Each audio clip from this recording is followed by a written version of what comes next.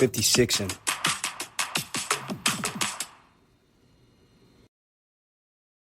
Yeah. Welcome back, everybody. Another episode of 56'N. This time we have BJ and Mo. Awesome. Love it. We haven't done one of these in a while. Real quick, though. We were just talking about yours truly was on from caving in to crushing it on Monday the 27th. It'll be posted the same date as this one. What date is that? Shoot. February 3rd. Are they holding on to episodes? Are they holding on to episodes there? No. So listen, it's a radio show and a live stream all at the same time, and then they record the interview whenever they do one. And it was like, I need a producer because the producer was running everything in the back, and whenever I would say Street Tales or talk about that, you'd see a little thing slide in. Just how tight it was. I was like, son of a bitch. It was awesome. And he was in the corner doing the countdowns and stuff like that, all these cool things, but it was really good. And I'll give you guys, so Drew Duraney, his whole thing is he says there's three types of people, and he only has the third type on his show. There's the first type that walk through life blind to adversity. They just they don't either acknowledge it, they don't see it, they just kind of float around, whatever it is. That's one thing. Number two is they see adversity and they feel victimized. It's too hard. It's not my fault. It's somebody else's fault. And that's why they can never achieve success. The third one is the one he's more focused on and who he likes to have on his show. They see adversity. They see it as a challenge, something to overcome, and then they crush it. I was like, let's go, bro. I love it. And it wasn't just for law enforcement or whatever. It's just in all walks of life, period. Male, female, doesn't matter. He's like, that applies to all walks of life because I think there are those types of people. And you see the same outcome that he's saying, like the people who want to be victims. And I'm not saying like there are people who are true victims. That's not what I'm talking about. So don't come for me. But what I'm saying is there are some people that everything that happens to them, it's somebody else's fault. Somebody else didn't help them. Somebody else did something mean to them. Somebody else made them do whatever it is that they did that was wrong. Like it's ridiculous. And I think that is becoming like such a cultural accepted thing that people are like, oh yeah, it wasn't their fault. People even regurgitate stories to you about how this person was a victim. And, I mean, they did that, but it was because this other person told them to do it. And stop. And then you have the people who do look at things and go, all right, this is a problem. Let me figure out how I can change this or fix this or overcome it. Now, I'm interested. You brought up a good point, Mo. I'm interested to I guess my question on that is, how do you think that keeps being perpetuated in society? Because I personally have never really been around people. I don't associate with myself with people who are like that. But it's obviously it's prevalent in society. Like, where does that come? How does that come about? I think it's generationally happening, where we have parents that are. And it's not something that's new. I think parents have always inevitably want to make things easier for their kids, so they start doing and taking away responsibilities. They start doing and taking away or interjecting to try to make things easier or giving their children excuses. Oh, well, they did this because, instead of saying, when I was a kid, if I got in trouble, I had to take ownership. I had to apologize. I had to do whatever the things were, and I'm going to make them do the same thing. Instead of relating the fact that this was the character that was born out of that, they revert back to the feeling they had in that moment. Oh, that made me feel so sad, or I was scared, or I was upset that I had to do that. Well, that was the feeling you should have had, because whatever it was that you did, you needed to rectify. And those are the feelings that come along with that, rectifying that situation. We have stepped up and we're like, well, I don't want my kid to have to go through that. So I'm going to run interference. I'm going to give them excuses. I'm going to even co-sign the excuses that they bring to me. So for me, I think it's perpetuating. And statistically speaking, again, I'm not a scientist, but I was a cop for a long time. And when I stopped being a cop, or when I started being a cop, the people that we encountered were very different. Let me rephrase that. They weren't different, but the percentage of people was smaller that we dealt with. And that percentage keeps growing and growing and growing. And we're dealing with bigger and bigger pieces of society that are now doing all the same things because we are teaching that as this is okay. It's okay for you to do something. You shouldn't have to apologize because that makes you feel bad. You shouldn't have to, take ownership because that means that you did something wrong. Well, yeah, there are times where we do stuff wrong. I've done stuff wrong and I have to say, you know what? I've said things wrong to people. I've done things wrong and I've had to own it because that's how I grew as a person. I've been married before. I had to, when I left that marriage and got a divorce, yeah, there might have been things that he did, but I had to do evaluation on me to go, what did you do in that relationship that you could have done better, different, or otherwise? We have people that instead will sit around and ladies will sit around with their wine glasses. Let me tell you how awful he was. And he was this and he was that and he was that and never have any introspection. So I think we're creating a society of people who have little introspection and we're not passing that character quality to our kids. And so therefore that is why we're getting more and more people who just feel like, oh, I'm a victim. Everyone's picking on me. It's not my fault. I didn't do it. I shouldn't have to apologize. And this is a problem that somebody else should take care of because it makes me too whatever. I'm triggered. Yeah, I see that. Obviously still being a cop, I see it. I think there's a distinction between being a victim, like things happening to you, and then also acknowledging how you contributed to your own problems and to your own situation, right? For example, if you get mugged, right, in the middle of the night, right, true victim, okay? Yeah. Not saying it's your fault, but you may have contributed to this by putting yourself in a situation that you did not have to be in, or doing something or not taking account. Like people lack accountability in the outcomes of the things that they're doing. Doesn't necessarily mean you're right or wrong, but you did contribute to, sometimes, let's say 80% of the time, you did something to contribute to the outcome. And I think there's I don't know if If it's I get robbed in a or whatever. dark alley, I shouldn't have been like, let's be realistic. Like at 2:00 in the morning, you shouldn't walk down a dark alley. Nobody should rob you. I understand. But agree with that? I'm not going to walk down a dark alley, because I feel like that's an unsafe situation. I'm not going to put myself into it. Yeah. There's a high likelihood of something happening, and you did it anyway. Right. Yeah. To your point about the broad, I think I sent it to BJ. It was some sort of short or whatever, and it was this lady on the news because her baby daddy got arrested, and she's like, "All he did was rob a gas station. Y'all acting like he robbed Walmart. It ain't even that big a deal." Wait. Sure, it's not. That's how she justified it in her mind. I was like, that is amazing. It was just this. All I did was that. Okay. Yeah. It's still wrong. Robbery. What are you talking about? You don't get charged different for the different places that you rob. But that's what we have, like a group. We have people that it's somebody else's fault always, instead of being like, yeah, he shouldn't have robbed wherever he robbed. And I'm going to break up with him for it. Like, that's what should happen. Well, here's a scenario for you. Let me ask you what you guys think about this. Okay. It's starting to grind my gears a little bit. Because and I see it, maybe just with the rise of social media and, in as a grade A, top-notch Olympic caliber rage baiter, I can be, right? Sometimes it's like it's this content where like people go to these places and like are inciting these things or doing these things where like they're trying to elicit some sort of reaction, right? Right. Said reaction happens and it's like, oh, I can't believe that. It's like, bro, what? Are you kidding me right now? Like the one, like, okay, the very, very broad one, right? The ones where it's like, we've all seen it. The escalator thing, where the couple's coming down, the one guy's going up, he tries to like touch the lady's arm or whatever, then he gets snatched across the fucking thing. He said, "Oh, it was a prank. It was a prank." No, I didn't think it was a prank. I'm not pranking you. It's like, yeah, I'm not joking though. I still don't think it's a prank. You about to catch these hands. Exactly. They'll be like, "Oh, I can't believe that. Oh, it was just a prank." No. Some people don't play like that. Yeah, exactly. And I'm like, I don't feel, I was like, if something happens to you, you're doing that, I really don't feel that bad for you. I just don't. You're not a victim. No. And that's what I mean. You contributed to what's happening to you. Right. Doesn't say you should get, punched in the mouth. Sometimes that should happen to you. Right? If it does, you pick them up, pick up your teeth and go, I won't do that again because that was a bad choice. Yeah.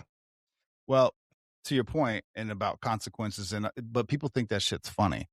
And I also just saw this, and it made some local news story, whatever. I don't know where it was, but it came up because a husband and a father spent all of his children's college fund money on an OnlyFans model, and she was being interviewed because the story broke, and the interviewer told her that. She goes, "Well, I make really good content." Like, she thought it was kind of funny. I'm not mad at her. That's not her fault. I'm not mad at the OnlyFans model. It's not her fault. No, Not her fault. It's not her fault, but it was just the whole story and the way it all went. Like, that man ruined that whole family nucleus. And she's like, And again, I'm Here's not the blaming her, thing. but what I'm saying is, this is what's kind of being put out there. A fucking dude, and listen, it could have been gambling. There's a million things that the dude could have spent money on, but He you're just probably adding has. more. You're adding more vices. This is not. You don't This start is at more in the using social media. your. Yeah. But you don't start at taking your kid's college fund and giving it to an OnlyFans model. He's done this before, and his wife has probably known, or significant other has known, and excused his behavior. Listen, you can't do that anymore.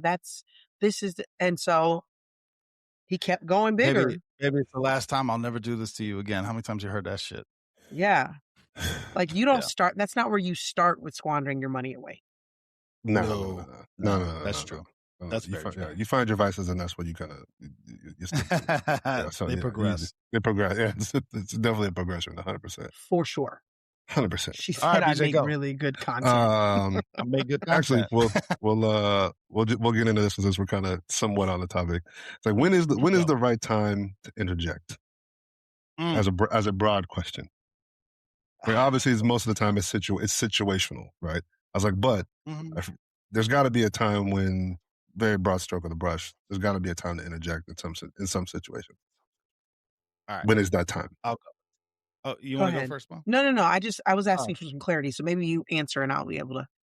Well, I'll give you what I think. It's the only time I interject is if it's me personally, my family, direct family, or somebody I care about. Meaning, you can't solve all the world's problems. You see somebody like, I mean, I think I talked about it on several shows, but like Dumb Ways to Die, all these different things where I'm like, excuse me, there's nothing, you can't save everybody.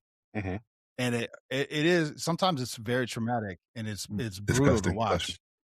It's brutal to watch, but you can't interject all the time. And then it also, maybe to your point, Mo, the level of interjection. There's very few things that will make me go outside my own personal safety, like where I'm going to like sacrifice my body for something. That the group I just suggested is still that's it. I'm not going to knowingly do something like, you see people, it's horrible when it does it, but I'm like, yeah, that would probably be me too. Like when their kid gets in the river or the water or whatever it is, where there's a high current, whatever it is, those dangerous water structures, and a kid gets in, you see mom or dad dive in, and then they both unfortunately pass away. It's like, yes.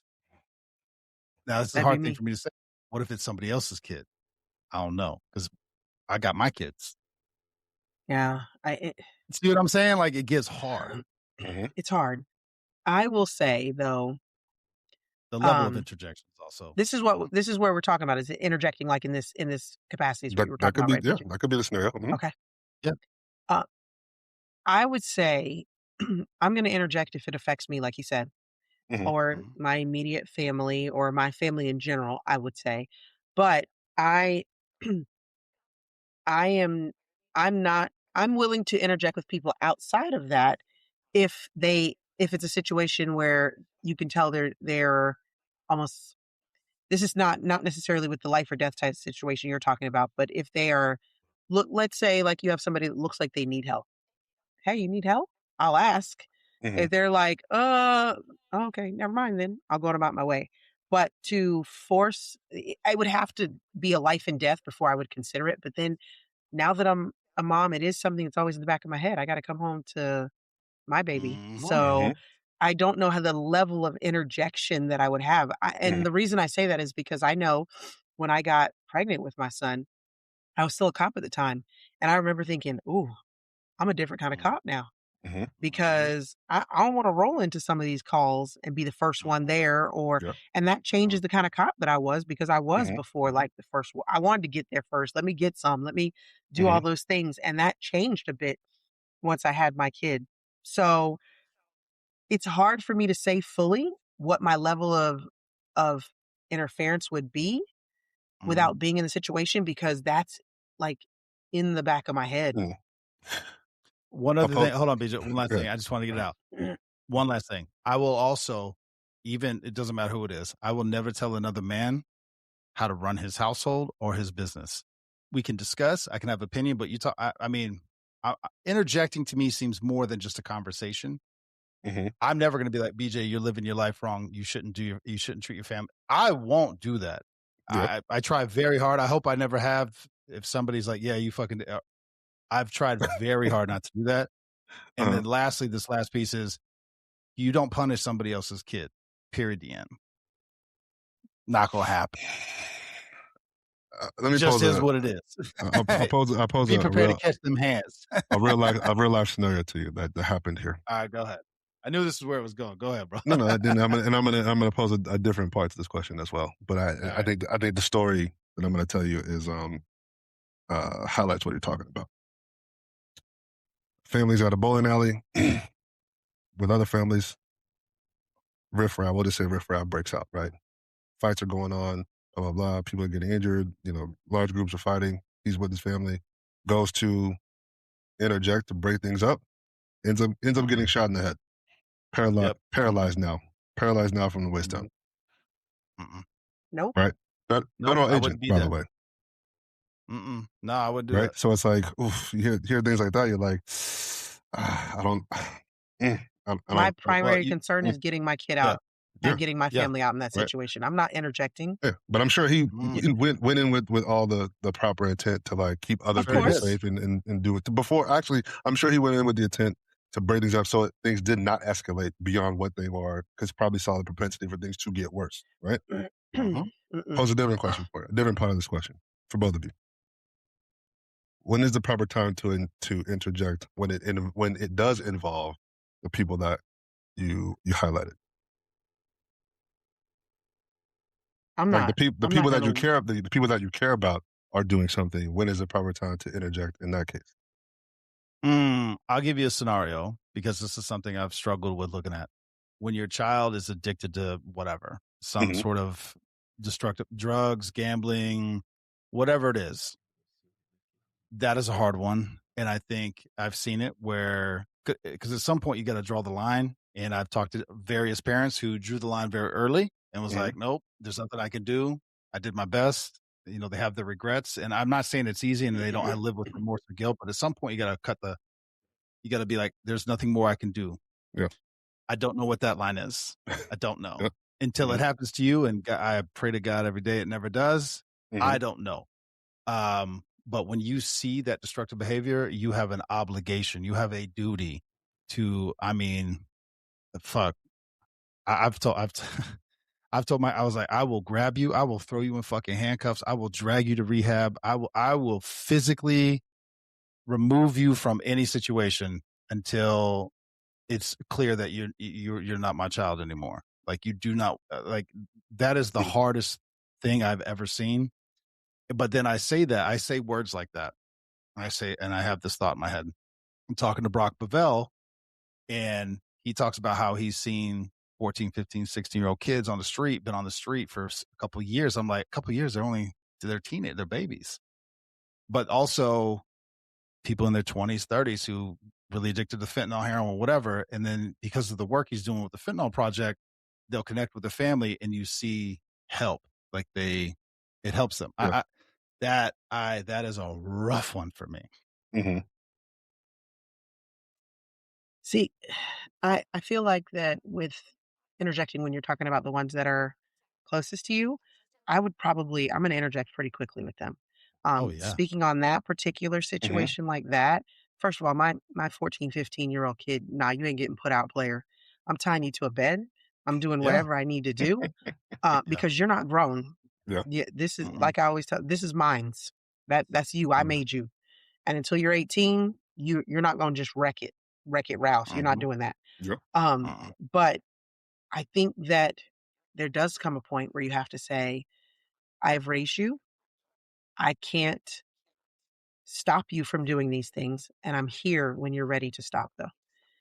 I am sure that is the hardest thing that a parent could probably ever do, and I don't even know how you formulate those words in that moment, because I'm saying it Mhm. here in hypothetical because it's easy. Yeah. But in real world, when you look in the eyes of a child that you made, and I But don't like, know. I but don't know like, how yeah, you do even it. but Yeah. like even if BJ was started this destructive path or whatever, I would, I'm saying the words I don't know 100. I would give you everything I got, my Yeah. time, my energy, calling out of work, whatever, money.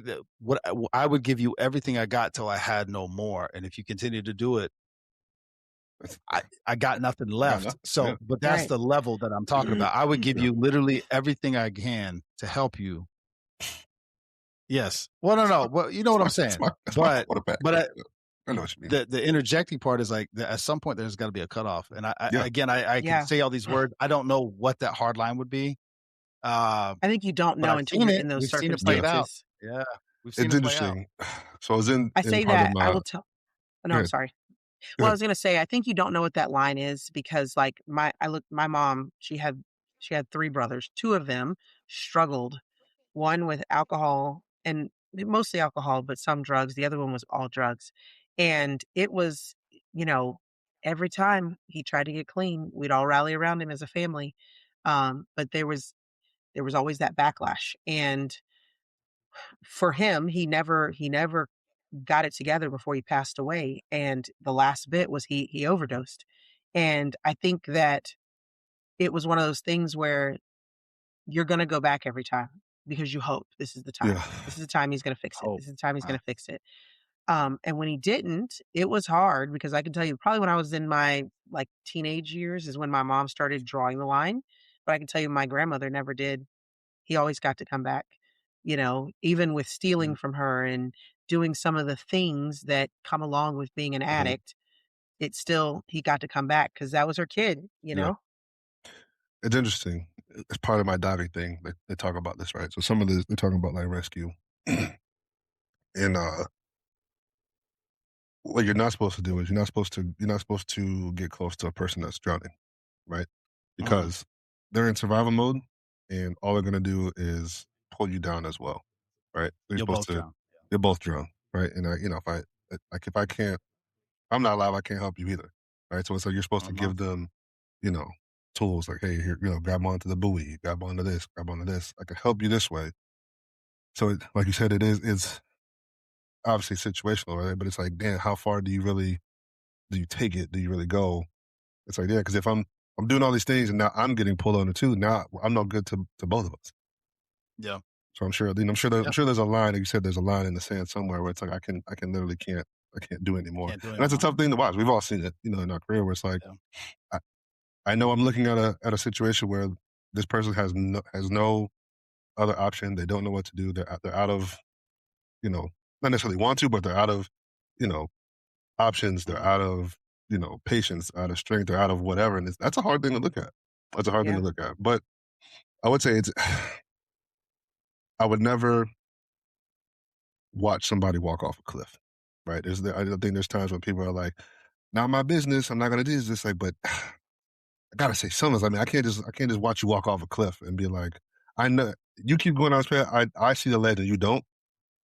I gotta say something. Mm-hmm. At a Well, the minimum, like you said, level. at a minimum, I gotta say something. It's like, hey man, Yeah. look out for that ledge. And sometimes that's all you can do. Yeah. Sometimes that is the level, right? I think that is a level that we all can do, but I think then the person keeps walking. Do you tackle him? Do you Yeah, try to, when he right. falls over, do you try to reach down and grab it? Like that's the Yeah, part, the metaphorical point where do I, like, I'll say to you, hey, BJ, Tyler, I don't think you're making good choices right now, man.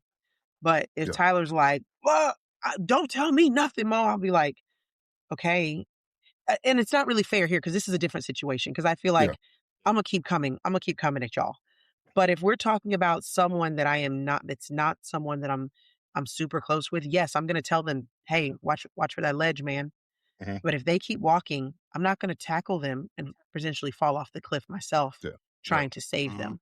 You know, where my kid, I'm falling off the cliff or I'm drowning. I'm not just throwing them a Oh buoy. yeah, Yeah, 100%. yeah. That's different. But I Yeah. think if it's somebody else, yeah, I'm throwing them a buoy saying, grab it, grab it. You're not listening to me, grab it. But if they choose not to listen to me, I'm like, hey, Yeah. that's Hey. wild. Damn, that's crazy. Damn, you see That's that? crazy. Damn, that's wild. Damn. Well, And you're I'm talking about the federal agent that got into a vault. And you said he was with his family at bowl night. Yeah. I'm gonna be a really good witness for like 5 or 10 Yeah. seconds because, like, hey, y'all, we need to go. We need to go. Yeah, There was 5 people in there acting wilding out. It's getting gone, crazy bro. in there. It's getting crazy in there. We got to get out of here. Gone. y'all need to send the cops to Hey, y'all should get somebody over here. They acting wild in here. they wild in there. There was a dude with a blue jacket. There was another dude who had a Yep. red hat on. There was a dude who had a gray jacket. He had a gun, and it was wild in there. It's Are you still there? wild, Do you but see I got my anybody? Oh, wife no, and my I'm kids. gone. Yeah, I'm gone. Yeah. No, I'm No, calling I'm you from the safe. house. I'm safe. I'm Hey, good. no, yeah. No, I'm in a safe space. Where you come out? I'm almost home. Yeah, Yeah, if you we need something, you can good. call me back. Yeah, if you need something, you can call me back. But I'm not going I'm back. not going to come back up there, but you I'm can not going call back. me. I'm not going No. back up. No. No. I'll meet you at the office. No. Yeah. No. Here's my thing shit. too on that, because I know BJ, you're still there. Tyler, you're still in it on a federal level. But I look at like now, when I was a cop, yeah, I would interject with people to a level that could be dangerous because that's what my job was. Now I don't have that level of trying to think of the word, like I don't, that obligation for me is not in my heart for people. And I don't want anybody to get hurt, but to interject to a level where I could get injured or my husband could get injured. No, I'm backing out, and I'll take as many people in there who want to come with me, but I'm not arguing with nobody to get, hey, this is the exit. Let's go, Frank, Jim, let's go. This is the exit. Yeah. Out. We out, and y'all can come with us. Yeah, let me give you a professional workplace example, because this might also tie in. Secret Service, and when you travel, people go out. When you're traveling, you're typically always going out to eat. You're doing all these things. People have drinks, whatever. There was one individual who kept going out with, we'll call it staffers. I'll just say it that way. Non-law enforcement people who were there on part of the trip. I pulled that man aside 2, maybe 3 times. I was like, listen, man, same rules apply. I'm not going to tell a man how to live his life, but I'm just, if nobody said it to you, let me be the one.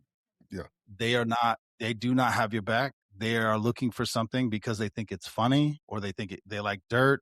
So if you slip up, you say something, you get a little too wild, everyone is going to know they do not have your back. This is not safe what you're doing, bro. I'm strongly recommending you don't do that. Yeah. Boop. That's all I did. Fast forward a few months, dude got lit up, fired. Wilding out. You said, watch that ledge, man. Hey, watch the ledge. I try to help you, bro. Don't do that. Yeah. Watch that ledge, man. You may not see. I see the danger. I mean, you may not see. I just want you to be aware of. I have a different perspective, a different angle of what you're doing. Also, they can do and have all the fun they want because they have there's no responsibility on them. Yep. There's nothing. You have a duty. You have an obligation. You have rules that govern the way that you work. They do not. They can go do whatever the fuck they want, and that's just what they could not show up to work. And guess what? Nothing's gonna happen. Yeah. Nothing. Nobody care. You do that, you're fired, bro. And that's what happened. Yeah. All you can say was watch that ledge. Watch the ledge. You couldn't go out with him and keep the. You wasn't gonna jump off the ledge with him. So I think that's I ain't gonna save you either. No, I'm not trying to. That was me saving you. I said something. That was me saving you. Yeah. That was. Yeah. Well, segue real quick because I brought up drowning, but this is a quote that I heard and it spoke to me a little bit, as sometimes quotes do. The quote is, "I was drowning, and people were criticizing the way I swam." And I was thinking about the feeling of that. I'm like, I talked about it in therapy, and I was like, I've been in a space where I felt that, and it's like, dang, it's okay. Like, yeah, I was drowning and, people were just talking shit, about whatever. And like, but once I finally like got my shit together and like got up to the ledge to the side of the pool or whatever, and I'm like, motherfucker, like that, you know what I'm saying? Like, damn, you just gonna watch me? Nobody gonna say nothing? That's You're what not gonna y'all throw was me gonna a do. bone? Nothing? You're not gonna do nothing? That shit really got me fired up. And I was trying to like calm myself down about it. Cause I'm like, how many times have we seen that happen? And to me, it speaks to a bigger issue in society. Obviously, with social media and whatever, and we live a much more, I guess, interconnected. We're connected to everybody. There really is no distance among us, right? Because we're just so connected, if you will, right? But I see it culturally, maybe societally, and I can only speak for America, right? Where it's like we will watch people drowning and not say shit, not help them, not do anything, and just literally just talk shit about them. And I just talk shit about them, like, oh man, he's fucked up, blah blah blah, whatever. And I'm like, that shit bothers me. It bothers me. I think it speaks to where we are as a society where we can do that. And then you want people to like, oh, why didn't you ask for help? I was like, motherfucker, I needed to ask for help. You saw me drown. I couldn't You ask for. saw I me couldn't do anything. drowning. I was fighting for my motherfucking life, and you just laughed at me. Yeah. I'm like, it's crazy. Mm-hmm. That is the society we live in nowadays because many people in this world are, if I can point out that BJ's drowning, look how ugly he swims, look how he does this, looks like nobody's looking at Monique then. Nobody's Mm, paying attention to the things that are going on that I'm not performing well at. mm, And I'm not, then again, it goes back to what we were saying at the beginning. I don't have to take responsibility for things going on in my life mm, if I can just deflect. It is another Mm-hmm. tactic that we use as a society to make ourselves feel good. Now, mm, the flip side of that, I will say, is that sometimes when we are drowning, we are hyper focused on the people who are laughing at us and missing out on the people sometimes that are there mm, going, BJ, come on, man, I got you. Swim to the shore. Look at me. Don't pay attention to them. Swim to the shore. Because the people who are doing that are always louder. They're often louder, the mm, ones that are doing all that nonsense, because that's what we've created. We've created people, and this, like I said, goes back to what we were saying earlier, that feel like in order for me to get up, I got to make sure I'm standing on BJ's head mm, or I gotta be standing on Mm-hmm. Tyler's head. Instead of Mm-hmm. thinking that if me and Tyler and BJ work together to climb this cliffside, that if I get tired, they're gonna help hold me up. And if they get tired, I can help hold them up. That's where we have everything is individual, and it starts even in the family unit because we don't even tether our kids to our families anymore. mm, They are parasailing without the rope being tied to the boat, and we're hoping that they land safely. mm, That Mm-hmm. is what's happening. And so it's like if you in a home level, you're not a team. When you go out into the world, how are you going to team up with people or learn how to team up with people? Mm-hmm. And since we don't, when we're failing at things, we go, well, wait, look at BJ. He's drowning, guys. mm, That's what's happening. mm, That's my Well, opinion. we were just talking about this. I'll leave context out, but advice that I have recently had to give is you need to be careful whose advice you're taking and who's speaking the loudest, and pay more attention to who's actually there for you and actually going to help you. Everyone's got an opinion; they're all entitled to it. But the one that speaks the loudest should be the one who's actually been there for you since day one, who's going to help you. Don't do that. You should stay here and do this. Well, are you going to help me if I stay here and do this? Well, nah, but I No. think you should. Don't listen Yeah. to that person over there. He's just trying to whatever. He's manipulating you. Yeah, but that person over there is like going to help me again in a positive. He's actually there for mm. me. He's offering up his home, Yeah. his time, his energy, his finances, whatever. He's there to help me. Are you? Well, no, I ain't got it like that. Then shut Yeah. the fuck up. Yeah, but I want to be able to say what I want to say. No, you can. You can. You can. You can. You I'm not can. telling people they can't have an opinion, but Yeah. be careful which ones you listen to. Yeah. Which ones are the Yeah. loudest? What's the saying? Um, the the boos are usually loudest from the stands, right? Oh Mhm. yeah. Yeah. Yeah. It's always loudest from the stands, right? But I think that's it's interesting that you say that, Mo, about the people who are actually trying to help and you're hyper focused on the ones who are not, because it's like, yeah, obviously we all love the encouragement and sometimes you need that, right? But it's like once you like you said, once you get to the edge, you're like, yeah, okay. Like I thought, I think sometimes it's what you're necessarily, maybe sometimes what you're expecting is like, damn, Right. I thought you would at least throw me a bone or like at a minimum an encouraging word. Like you didn't have shit to say, and I've noticed this, especially in recently, even when good things are happening. Right, I'm always cognizant of who's not saying anything at all. Right. What I think that was y'all gonna yell at me. I believe it was Martin Luther King, but he said it's not the words of my enemies, but the silence of my friends. Exactly. Yeah, and it's like, and It's true. it's like, listen, if my friends, Look it up because I think I'm gonna get that wrong. Hold if up, my friend keep is going. standing with my enemy, now I think I'm looking at an enemy out loud and an enemy that's silent. Yeah. Mm, That's I'm like, huge too. And that's the thing too, I will tell you, when you are in those moments where you're drowning and you're fighting for your life, and the people who have been, "Oh, yeah, we're this, we're that, we're this," and then they're standing there going, "Hope he makes it. yeah, I'll be, Hope he all right." yeah, yeah, You know? You're gonna throw him anything? yeah, "Well, no, I don't yeah, want to, because I don't want people to think that I'm somebody who drowns too. yeah. So I'm not gonna," like, all of a sudden, those are the ones I think the reason why when you get to you were saying this got me heated, Hmm. because when you get to the edge, that's when you're like, you have to face the realization of those people, because you've probably put them in a place they didn't belong in, and Hmm. now you've had to recognize, like, "This mother ain't got Like, nothing yeah, good about." Okay. Now I've yeah, gotta like, you've gotta, and we can do it, but it doesn't mean that if I've let you into a certain level, it's hurtful. That's the yeah, reality. yeah.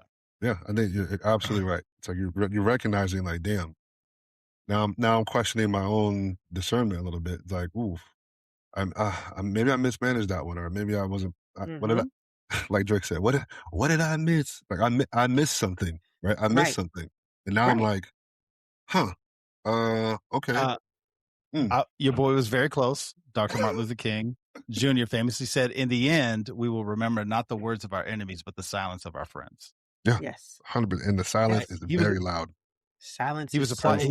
he was speaking towards about the civil rights movement, Yeah. but close, not too bad. Oh, All right. very, Yeah, you very were close. really good. You're close. I I was will tell close. you I was too, close. that's BJ, I think what you hit on the head is the bigger piece, is you start questioning your own discernment. When our trust in ourselves gets nicked, that can be really, really detrimental. That's where the anger, that's where the it's almost can be, that angst and that fear of, like, can I trust me next Mm, time? That's where I think sometimes it can be really difficult, because mm, when you get to the edge and you go, this person here all this time, I thought they were for me, and I trusted them in this space with me, just to find out. And then what can be probably even more infuriating is when you get to the edge, they're like, "Oh man, I'm so glad you made it. Get out of my get the fuck out of Mhm. get the fuck out of my fuck out face." of it. Get away from me. Yeah. motherfucker. It's but you bring up a point, and we'll segue to the next thing, Mo, because it literally drops right into that. Is the next thing we were talking about was how people, confidence, and why do people lack confidence, right? And I think one of the biggest things, and it kind of they go hand in hand, I think, is people lack confidence because they don't keep the promises they make to themselves. So that in turn, you don't trust yourself to set these goals or to accomplish things you want to accomplish because you don't do the small things, right? So it's like you lack the confidence to even believe in your own choices, your own um, aspirations, your own dreams, and like I said, I think that just goes hand in hand with what you're saying. Like, damn, I mismeant because I know I've done it in dating. That's like it is hurtful, right? Because that is when those things happen. That is, I can say, majority of the time, some of the most pain that I felt in my life when it comes to other people is because of that. Is because I thought you were a different thing, or the way I perceived what you were presenting to me. Right. I thought things would go a different way or a different path. Now when they don't, I'm like, well, that fucking hurt. And Yeah. two, like, damn, how am I gonna um not do this again? Like me and Ty talked about this one. I said pain is what puts uh like roadblocks in like guiding you, what they call like the rails on the road, right? keep you Yep, from running off the guardrails. guardrail. Thank you. I said pain most of the time is the guardrails of our life, where it's like, Mhm. damn, I got out of my lane. Let me put that right there. Let me not get out of my lane. Yeah. Oh, too far over that way. Okay. Right. So now my blind spot. Let me get out the way. And yeah, I think you hit the nail on the head. I was like, maybe it is anger, but it's also like it's not even being mad at them. It's like, damn, I'm mad at myself because I'm like, fuck that one up. Like, now Yeah. back to the drawing board. Now I got to reassess everything else. Now I got to recalibrate. Right. I got to recalibrate, Yeah. reassess, and figure out what did I not get? Because, like we said in the beginning, I like to take responsibility. What did I do to get myself in this situation? There you go. Mhm. I will say I agree with you on the confidence piece because I think it does go back to when you do make those mistakes, it does rattle your confidence. But the other piece to confidence is being confident enough to recalibrate, like you said. Yeah. I now have to recalibrate how I am measuring people when they interact with me and make sure that I'm making now I am putting in parameters for this type of situation now because I missed it on this in this case. That is we have to be confident enough to know that we can try and be Mhm. confident enough to know that when we make mistakes we can recalibrate. That's the part that comes with that to me is twofold with the confidence. Mhm. And that's why we don't have confident people. They will be like, even when you're talking about setting goals, being confident enough that you're going to be able to set goals for yourself. People Mhm. get rattled when they set a goal and they don't make it. That is sometimes part of goal setting. Yeah. You are going to set goals that you're not going to attain. But that means when you set that goal, you took steps to reach that goal, figure out the steps that work, recalibrate, and start your process over. That's the piece that I think people are missing, the confidence to be able to recalibrate and be able to go back at it again. That's where Mhm. we are lacking it, which leads to the lack of being able to trust themselves with goals. Because if I set a goal, don't make it, well, I'm like, well, that's it. I suck. I'm never doing that again. That's Mhm. what we're living with, though. Yep. Now, that's the people we're living with that don't go, okay, we tried this, it didn't work. Where's some things that what worked and what didn't work so we can redo this and then try again. That's the piece that we don't, the resilience, the recalibration, whatever you want to put in that, the word there, that's what's lacking. That's why we don't have the confidence in people nowadays. Let me tell you this. Let me also say this. Just going forward into adulthood, this is here and now, and why school does not set anybody up for success, and everyone passes and everyone gets an easy grade and all this other shit. With buddies of mine who are now in the phase of life where they're retiring and they're looking for new jobs, it's very common now. I can't remember. I'm going to call it negative interviews, meaning Mhm. they don't want everyone can sit there and say all the best things they've ever done and all the good. He's like, what's the worst thing you've ever done and how'd you overcome it? What was the Mhm. worst experience you had in that? Tell me about a time when you failed and didn't achieve a goal or a mission or a sale or whatever your job is. Yeah. It's negative focus because they want to hear you tell us, one, what do you think the worst thing is? And then also, how did you deal with it? Mhm. And one of my buddies, he's like, yeah, I didn't get the job because they were like, you haven't had any adversity in your life. He goes, it's not true. I was like, yeah, but you weren't ready for that type of interview. You went in there with your love me sheet. Yeah. Let me tell you all the great things about me. You were not ready for that. So your brain went, and so that's something that is, I don't know how common it is, but it's been popping up more and more over the last couple of years. The negative interview. Yeah. I think you're right. Yeah. I think and how people deal with adversity will say a lot. Like you said, Mo, how people deal with adversity will tell 100%. you a lot about who they are as a person. Mhm. And this is what I see a lot of. This is kind of maybe a little bit of a tangent. Not that I'm I'm not that I'm anyone that people should give a fuck about what I think or how I'm perceiving the world, right? But I see a lot of let me say highlight reels, right? It's very performative. Mhm. It's very like almost to the point of like, oh, I'm amazing all the time. Like I don't want to see that shit. I don't want to No. see that. Show me, like you Mm. said, show me the time that you got it wrong, and how you bounce back, and how you did what you did, how you pushed through or whatever. I'll take you a little bit more seriously if I get that part of you. To me, that's more authentic as somebody who's I've never made a mistake. I'm so amazing. I'm so great. Bullshit. Yeah. Come on, get the fuck out of here. BJ, Mo, you might appreciate this. Football analogy. Game film. The day after the game. BJ, tell me if I'm wrong. You could score 3 touchdowns, have a sack, 3, just 3 graded blocks, whatever it is. But your coach, if you get blindsided, rocked, or pancake, because it does happen, that's the one the coach pauses on, rewinds, rewinds, plays, rewinds, plays, rewinds, plays. You're like, all right, bro, we got it. He goes, I'll just make sure you all caught that. Got it. Yeah, I want to make sure you. Martin got knocked into fucking next week. And I'm like, got it. I also had 3 touchdowns and 4 sacks. He's like, yeah. Look at this video. Like, all right, rewind, rewind, play. So, if you play sports, like that is what. Yo, bro, yeah. And you'll feel some type of way about it. But it's important that coaches do that, right? And I think it's. You're gonna encompass that a lot more in sports because you can bounce back more quickly. It doesn't really have most of the time doesn't have an adverse effect on your life in whole, right? Mm-hmm. So you're learning a lesson without the negative consequences of life actually happening to you, right? I was like, but here's the thing about that. And I had a coach say this to me one time. It's like, oh, like you said, we all point out that, but I did this so well, but I did this so well. He's like, yeah, here's the difference though. We planned for the good things to happen. Right. It's like that was part of the plan. We planned to be successful. We planned what we did not practice for was failing. He's like, so I want to see how you made the mistake. What was the adjustment? How did you come back the next game? How did you come back in practice? How did you handle this adversity? Because nobody wakes up in the morning and is like, I think I'm gonna fuck up today. I think that's what I'm gonna got. That's what I got going on today. I'm gonna fuck up. What do we have on the agenda? Yeah. Fuck up Let me see fuck what up I can that. do. Yeah.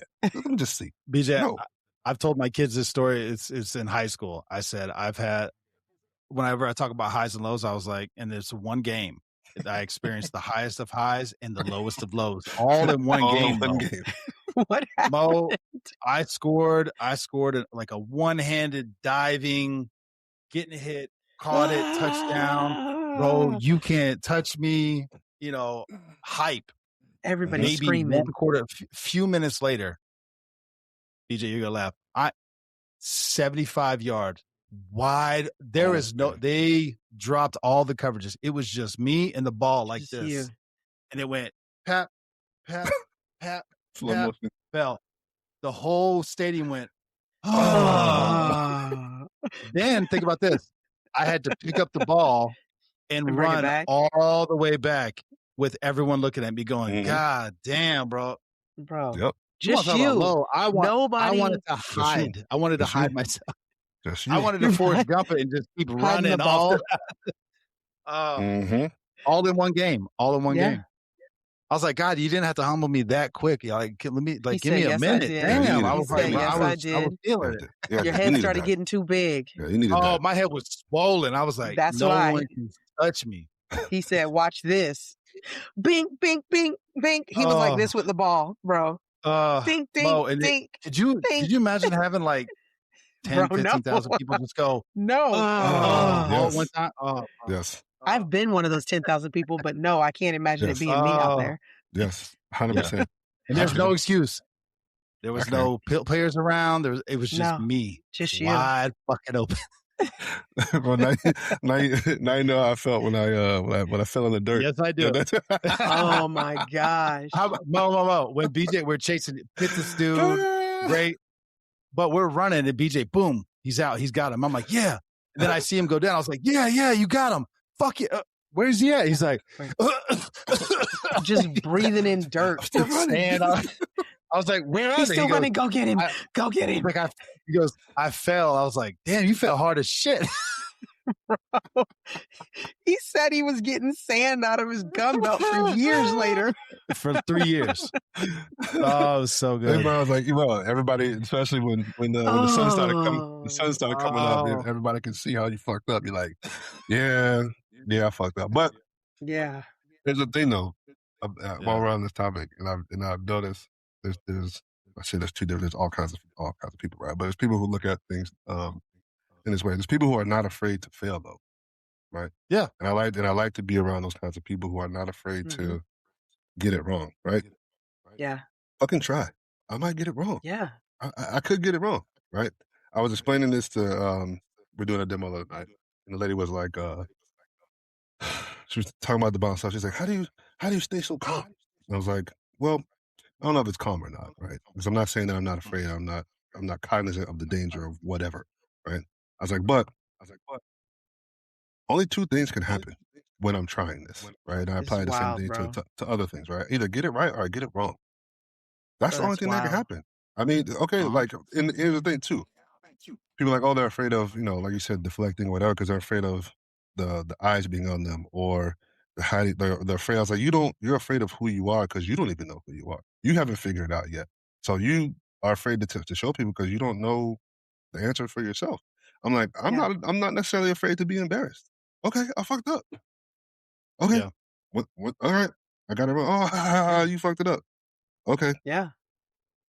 Okay. Then I I will just say, try it like, again. being a bomb tech, I would be afraid of fucking it up. I'm just gonna say that. Well, here's the thing. Well, like I you told her, only I was mess like, up well, once, Mo. exactly. If I get listen, either way, you're a hero. Okay. You get it You're right, right. you're a hero. You get it wrong, Yeah. you're still a hero. Either Yeah, way, yeah, the yeah. check's clear. Either way. Right. So Either way, it'll Yeah. as the black, like I said the other day, I was like, as the Lorax of the black bomb text, that's how you Heck should look yeah. at it. It will literally take away a lot of the stress Bro. from you. I promise you. You would be a extra hero because you are the Lorax. It speaks for the trees. I speak for the trees. I speak for the trees. Well, I was telling I tell my kids that too. I was like, I won't be mad that you tried something and failed. I will lose my shit if you are too scared to try. Yeah. But there's also the way you try. Meaning, like, if you go into something like I know I'm gonna fail, I'm not gonna make it. You set yourself up. When I fail 100%. Epically. Confidently. Epic failure. Hard and fast and as passionate as I possibly can. And then I go, damn, that didn't work out. Confidently, bro. I will say, like, my dad, he was always, I always tell people that my mom was our disciplinarian. Our dad was our, he would always be the one that would just roll through with an inspiring saying. Like, he'd be heading, to work or whatever. He'd be like, hey, let me remind you this. And one thing my dad used to, from the time as long as I can remember, my dad would always tell me, we don't say can't. Never say you can't. He said, you go in there, you try it. And he goes, and if you fail, you fail. And I'm like, I remember at one point being like, Dad, now I'm working and I have jobs and things like that. So things matter. He's like, baby, when I got this job, I came here looking for one. I'll leave here looking for another one. And I'm like, he's right. Like, yeah, you're right. in the grand scheme of things, like, if you do fail hard at a job because you're actually doing your best, more than likely you're not going to lose the job. But if you do, just move to the next one. That's not where you're supposed to be. But never, he used to always tell us, like, we were not allowed to say, Dad, I can't do it. We could say it was hard. We could say, I'm tired. We could say things like that. But he said, you're not allowed to say I can't in this house. We just don't say it. And I think that instills the confidence to try and fail. Yeah. That's what you have to do. You didn't know your dad was a Star Wars fan. That's why. There is no can't. There's no can't. Right? There's only can't. Listen, there is no try. There's only do or whatever. There's no try. You either do or you don't. Oh, that's funny. There's no try. I love it. We only look at obstacles. Obstacles are many things. What they're not is impossible. They can be unfamiliar. They can be difficult. They can be whatever, but they are not impossible. That's the only thing that they are not. That's it. That's true. I love it. Do we want to do the 5 famous people? Because I think we've talked about it the last 2 episodes. Yeah, let's okay, let's well, one more thing before we'll end with the 5 famous people. The top famous people. I'll pose this question to both of you, obviously. What are you most grateful for? Past, present, future. Go, Mom. You want to go? Okay. No, you can. My present thankfulness is for my family. And the reason I say that is because there was a long time that I wasn't sure that I was going to get married. I was going to have children. I was going to do any of those things. And it's something I always wanted to do. But I was also not going to just be willing to do it with anybody. And so I didn't know if that person was out there for me. And I am most grateful for the fact that I have the family that I didn't know that I would have. And I have the son, the husband, even though sometimes I want to fist fight my husband and jack my kid up. It's still, I am the most thankful for that, because that's an opportunity that I didn't know would happen. And when it did, I didn't know it was going to be this good. So that's my present thankfulness. Past, I will say I am grateful, and it kind of goes along with what we've been talking about. I am grateful for the childhood and the life experience that I had as a child. My parents didn't have a lot of money. We didn't live lavishly. In fact, probably like 2 years ago, I realized that the house I grew up in was 900 square feet. I was like, what? What? That's You sure about that? wild. How It's the size of your son's room, but go ahead. Right. I'm like, all of us live there. It was wild, but I am so grateful for the struggles that we had as kids, because I think that that's where we guard our kids from struggling nowadays. And I think the struggles are what created me to be able to do the things that I have done in my life that I would not have had I not had the childhood that I had. I think that having the parents, having the good, the bad, and all of the things rolled together have produced me to be who I am. And so I'm very thankful of all of it, all of the pieces that go along with it, even though some of it wasn't fun at the time that it was happening.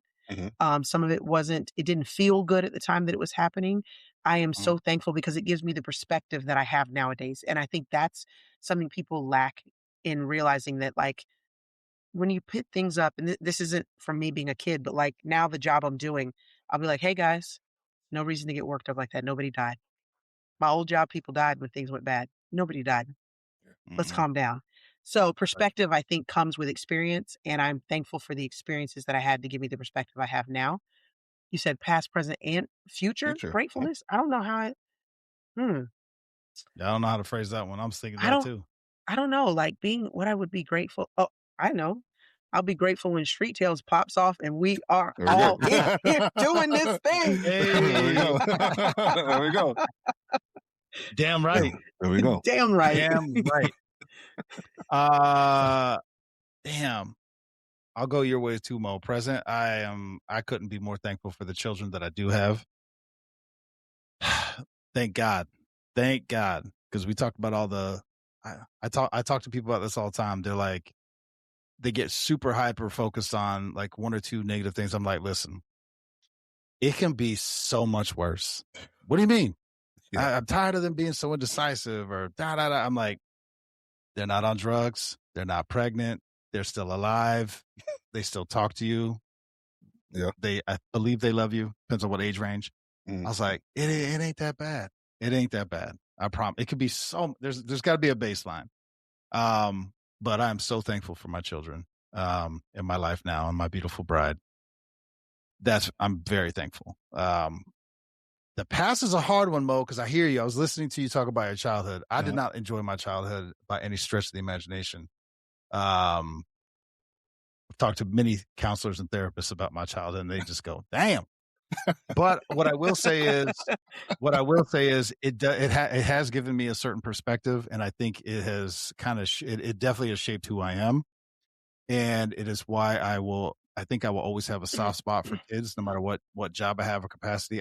My patience for children, I mean, I'm not saying I'm a saint by any stretch. I'll snatch a motherfucker up in a heartbeat. But what I'm saying is I have empathy and compassion for children way more than I do adults or anybody else. Like, it's just because I'm like, I can empathize with what they're going. I know what they're going through. Right. Future, I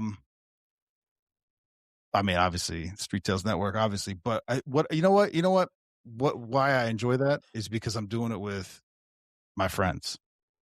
And the people that I'm, it's not like it. I don't think it would be as fun or it wouldn't drive me as much if it was just me doing me. It doesn't. It means something because of what we're all doing it together. Yeah. And I've told BJ this a lot. He has been a much better friend to me over our span of friendship. Same thing with you, Mo.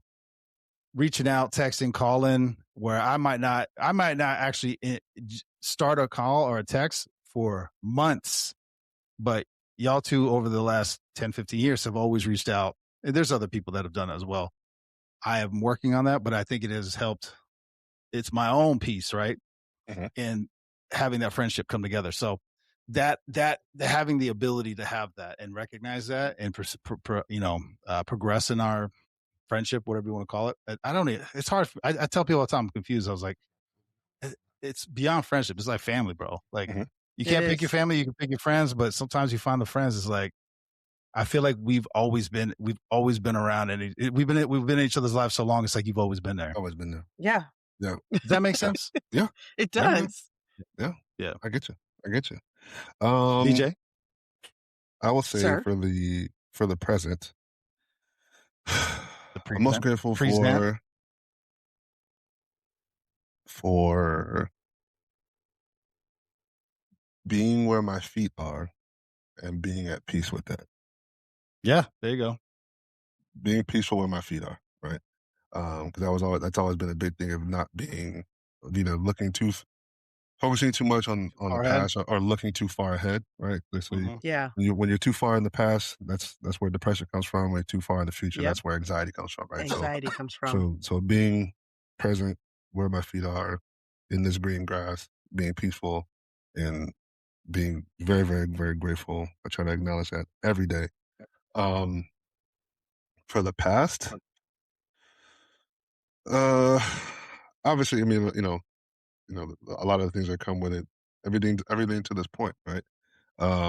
For making it, I'm grateful for fucking making it. I'm grateful for perseverance. You know what I mean? I'm grateful for being lucky more than I've been good at stuff. To just, That's true. I'm telling you, man. I don't think people realize. We've seen that we have a different perspective on society, and which gives us a different perspective on life. But just being here now in this moment and getting to this point, I don't think people understand how difficult that is, or how lucky you are to just make it on a daily basis, to leave your house and make it back home. Yeah. That day, shit. Shit. Okay. Yeah. And then going forward, I'm most grateful for opportunity, because I'm most grateful for opportunity to continue and just see things that I'm hopeful for come to fruition, right? Because there's a lot of just like I say the opportunity, because there's a lot of great ideas and a lot of things that are in the graveyard, right? That never had the opportunity to get to that point and take off. So I'm grateful for every moment, every breath is gratitude and a blessing from the Creator. So I'm grateful for anything that comes going forward. You know what, BJ, that was great with the hope, the fact that you have hopeful and you're excited for the future. Because I remember talking to Mo about this a few months ago prior to our trip to Montana, and she was like, "What's the biggest difference or change or whatever?" And I was like, and it's true, and it has been true. I was like, for the first time that I can remember in a long time, I'm excited for my future. Because prior to that, my future was black. I was like, I can't. I was not. No, just what I was doing in my life. Yes, I know. I know what you're saying, bro. The lights were off. Okay? So dumb. It was dark, and so it's not like that anymore. It's exciting. It's a good feeling to wake up and be like, to have a future to strive for, as opposed to like just slogging through life because it's an obligation or your duty to actually be excited about it. That's a unique mindset. I don't think people realize how much of a luxury that is. And I know I was walking with somebody the other day at work. We were doing some UC thing, and we're just talking about just general shit. And I was like, she's like, "Oh man, I wish I was rich." I was like, "I don't think you understand how rich you are." I was like, the fact that we're talking about being more rich and glazing over the things that we do have, I was like, you're richer than you think you are.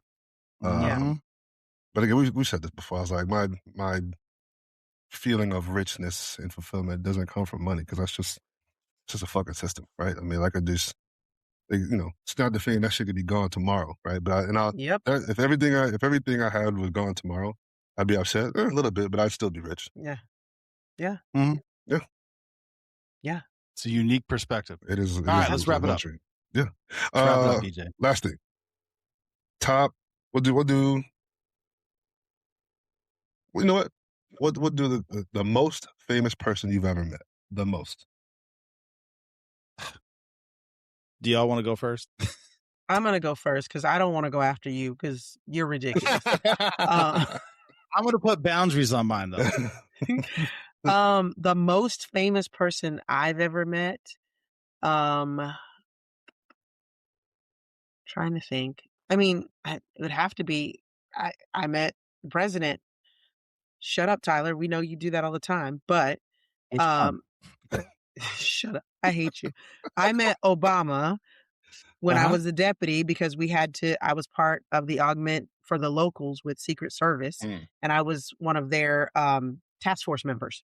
So that's the most famous person that I would think that I have met because I haven't really met any like movie stars that go beyond local or like regional. I don't know any like people who've been in movies and things like that. So that would be it for Not me. yet.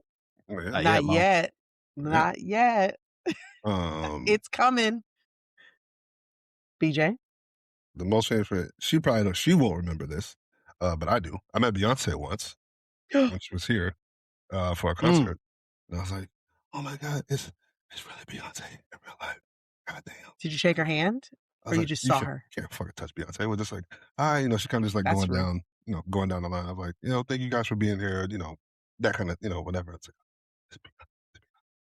you need to shake my hand, ma'am, for me to really feel like you're thankful. I need you to shake my hand so I can cut it off and tell it. All right. The only way that counts, BJ, did she smell good? She smells like you think what Beyonce would smell. Yes. All right. Because if you don't know what they smell like, you didn't meet them, bro. You were in the stand.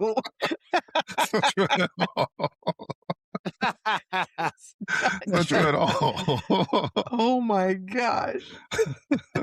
What her hair smell like? It's so dumb. So I'm not trying to be that guy, but the most famous guy. Go, There's bro. only one most. That's why you had to go last. Just go.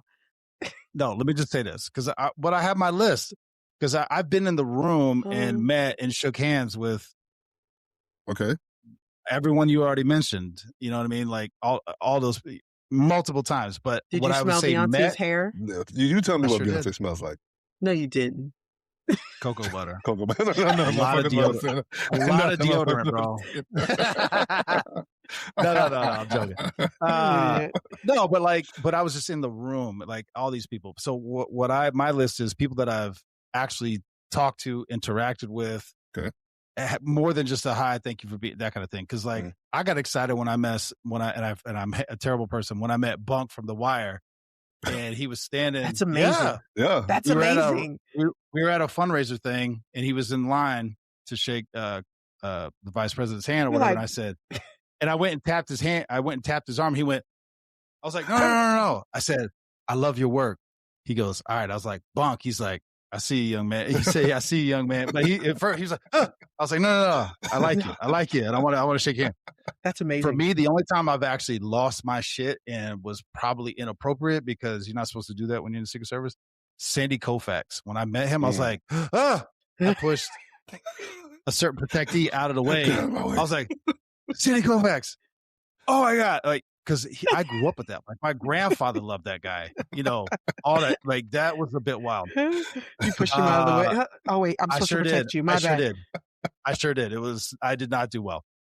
Drew Brees was somebody else that was very cool. Like we talked, and there's photos because it was with another buddy of mine who I affectionately called D3 because he played D3 football. And I was like, and we were ragging on him, and I asked Drew Brees, I was like, hey, is D3 like a real like division?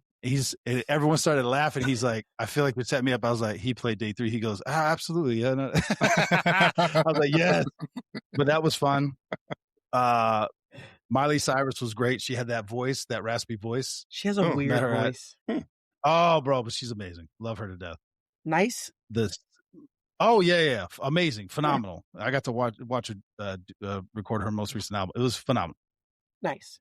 RuPaul was an interesting one because I didn't know I met RuPaul until after I had already met RuPaul because RuPaul was in a suit and tie and not dressed as RuPaul. Not dressed as RuPaul. And RuPaul locked in on white chocolate. It was like, So we had a whole conversation in the White House in the cafeteria. I came back from eating my lunch and RuPaul was like, how was You your lunch? didn't I was like, recognize this giant person talking to you? There's First not of many all- people that are looking you eye to First of all, eye, not- Tyler. first of all, did not look me eye to eye. Shorter than me. Tall for... Really? Yeah. Please stop. Anyone under 6 foot is 5'8" to me. So Yeah, I know. But I thought that RuPaul was actually that tall. In heels. maybe with the heels and hair, yeah, for sure. Got it. But we had this whole thing, took a selfie with me, and I was like, yeah, cool. And I didn't know. And somebody's like, how do you know RuPaul? I was like, where's RuPaul at? They're like, that was RuPaul. I was like, word? Wait a minute. He took a selfie with you? Yes. I Right. did look Okay. at the Instagram, wasn't on there. No, it was not, because and it was for him. That was a personal use. That was a personal use. Yeah. And your boy was wearing his gray suit with his pink tie and the blue shirt. I was looking ridiculous. That's why he locked in on you. You got that tie on. That's why. The last That's one, exactly why. the last one was a 2-for-1 when I was more excited to meet Martin Scorsese than Leonardo DiCaprio, but I met them both, and I got to sit there and listen to Martin Scorsese.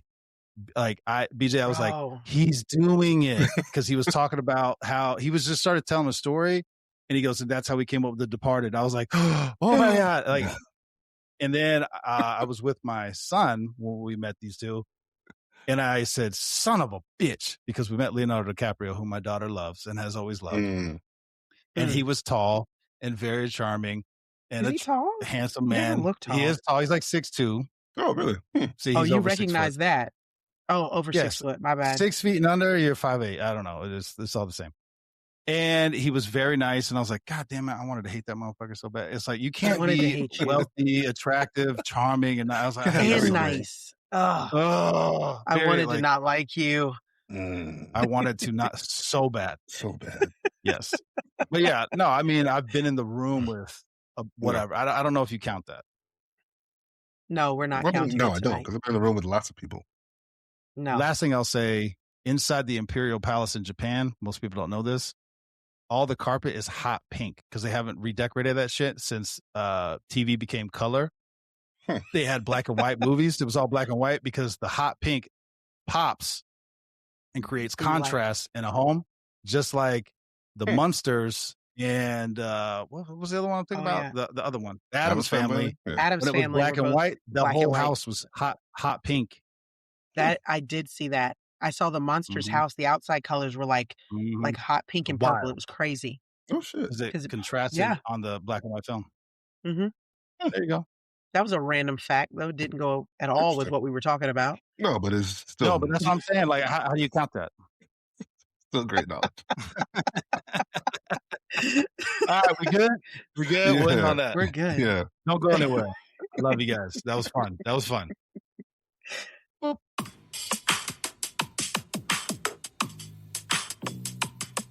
56'N.